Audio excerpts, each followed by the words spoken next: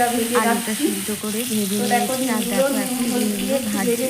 তো ডিমগুলো সিদ্ধ করে নিয়েছি আর সাইড দিয়ে মানে চারিদিক করে আর এই খুন্তি দিয়ে একটু কেটে কেটে নিয়েছি, কারণ যাতে না ডিমটা ফেটে যায়। তো দেখো আলুটা ভেজে রেখে দিয়েছিলাম।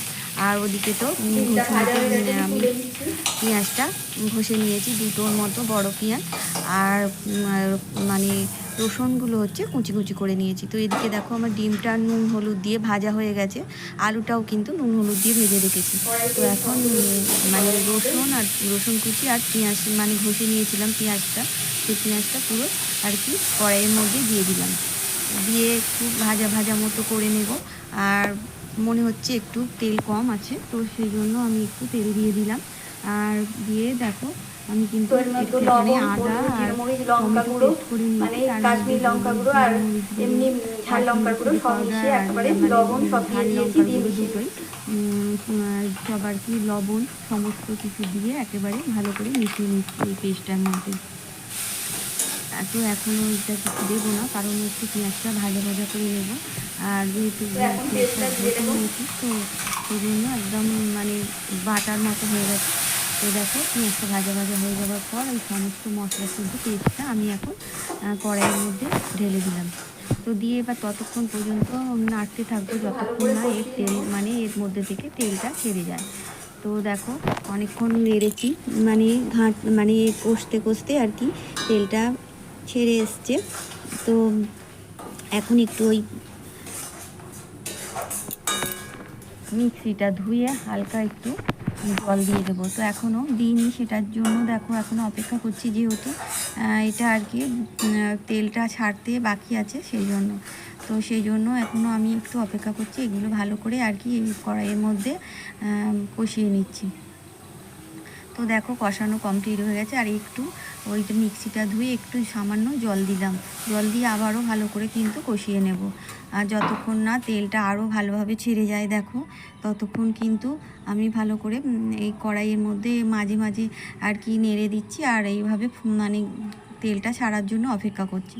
তো এভাবেই চলছে। এবার আমি কিন্তু পুরো জলটা আর কি যতটা আমার প্রয়োজন সেই পরিমাণ মতো জলটা দিয়ে দিলাম। তেলটা যেহেতু সেরে গিয়েছিল, তো পরিমাণ মতো জলটা দিয়ে দিলাম।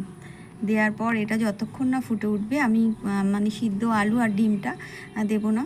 তো ফোটা মোটামুটি রেডি হয়ে এসছে। আর দুটো তেজপাতা আমি ছিঁড়ে কিন্তু মানে কাঁচা দিয়ে দিলাম, ধুয়ে দিয়ে দিয়েছি। আর এখনও দেখো ফুটছে, ফোটেনি ঠিকঠাক। তো এইবার ফুটে উঠেছে। তো এইবার আমি সিদ্ধ করে মানে ভেজে রাখা নুন হলুদ দিয়ে আলুগুলো দিয়ে দিলাম। আর আলুগুলো দিয়ে কিন্তু আমি একটুখানি ডিমগুলো এবার দিয়ে দেবো, একটু নাড়াচাড়া করে নিচ্ছি তার আগে। আর যেহেতু মানে সমস্ত মশলাও কষানো হয়ে গেছে, আর আলু তো নুন হলুদ দিয়ে ভেজে রাখা ছিল, সেই জন্য বেশিক্ষণ আর অপেক্ষা করতে হবে না। আর এইবার আমি কিন্তু ভেজে রাখা ডিমগুলোও দিয়ে দিচ্ছি। তো দিয়ে একটু হালকা হাতে নাড়াচাড়া করে নিলাম, নিয়ে একটু এটাকেও ফুটতে দিতে হবে বেশিক্ষণ ধরে, যাতে মানে সমস্ত মশলাগুলো আর কি ডিমের মধ্যে মানে ঢুকতে পারে। আর আমি কিন্তু ডিমগুলো কিন্তু সাইড দিয়ে দিয়ে কেটে দিয়েছিলাম, খুন্তির কানা মানে সাইড দিয়ে আর কি। তো এখন এটা ফুটছে, আর একটুখানি সামান্য জল দিলাম, দেখলাম যে জলটা একদমই কম হয়েছে, তো একটুখানি জল দিলাম। এবার ভালো করে ফুটিয়ে নেব।